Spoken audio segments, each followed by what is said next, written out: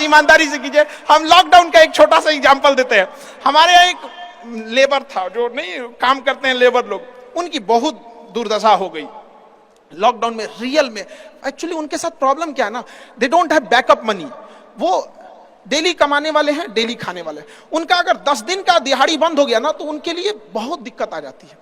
और लॉकडाउन में बेचारों के साथ क्या हो गया, अब इतनी पॉपुलेशन है, गवर्नमेंट भी कितना को देख सकती है, एक लिमिटेशन है वहां पर, तो उसके साथ बहुत दिक्कत आ गया। तो हमसे बेचारे, हम भी लॉकडाउन में खाली बैठे थे, तो हमसे बोले कि देखिए एक तो काम नहीं मिलता है, मिलता है तो हम लोग को महीना में 20 दिन मिलेगा, 22 दिन मिलेगा, हम लोग के पास बैकअप नहीं होता है।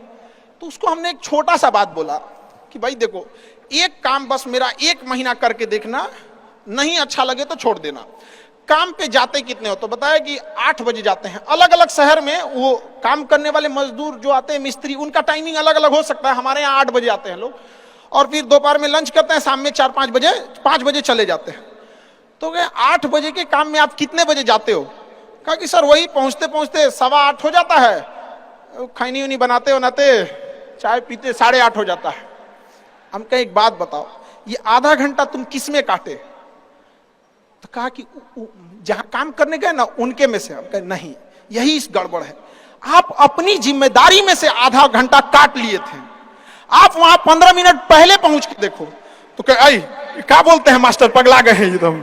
हम भाई देख तुम 1 महीना काम करके देखो, बस तुम वहां 15 मिनट पहले पहुंच के देखो।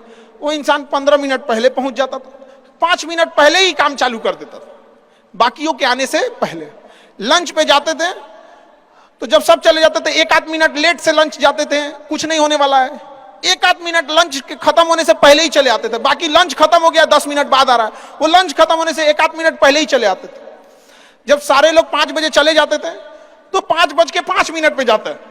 तो हमसे कहें कि खान सर ये आप बता रहे हैं नहीं, बहुत पटांग बात बता रहे हैं आप। तो भैया 1 महीना काम कर लो, हाथ जोड़ लेते हैं।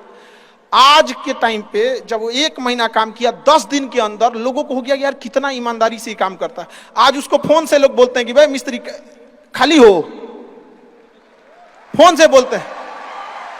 और लोग क्या कहते हैं पता है, इसको काम दे देंगे ना तो टेंशन नहीं है, टेंशन नहीं है, काम वही है।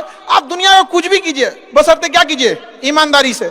और आपके यहाँ जो काम करने आ रहा है ना, प्लीज उसका भी आप लोग, मतलब जो भी आप लोग एंटरप्रेन्योर है तो आपके अंडर में भी लोग काम करेंगे, उसका भी ध्यान रखिएगा एक परिवार की तरह। ये नहीं कि उसका भी रोक रख के सैलरी रख ले 2 महीना 3 महीने का, और उसके बाद कहेंगे कि चौपट काय हो रहे हैं। ऊपर वाले की लाठी में आवाज नहीं होता, इस चीज को हमेशा याद रखिएगा।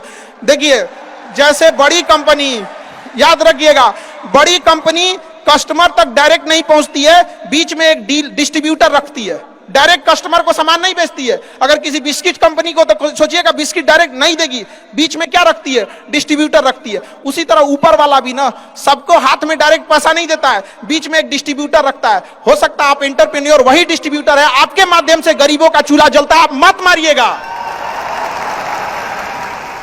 आप प्लीज उन गरीबों का हक मत मारिएगा। नहीं तो बड़ी कंपनी को दिख जाता है कि ये डिस्ट्रीब्यूटर ठीक नहीं है तो उस डिस्ट्रीब्यूटर को चेंज कर देता है। अगर गरीबों का हक मारेंगे और ऊपर वाले को नजर पड़ गया कि ये डिस्ट्रीब्यूटर ठीक नहीं है तो साइड कर देगा, और फिर कहेंगे कि अब हमारा बिजनेस चौपट हो गया। अरे बाबू तुम खुद चौपट किया आपने।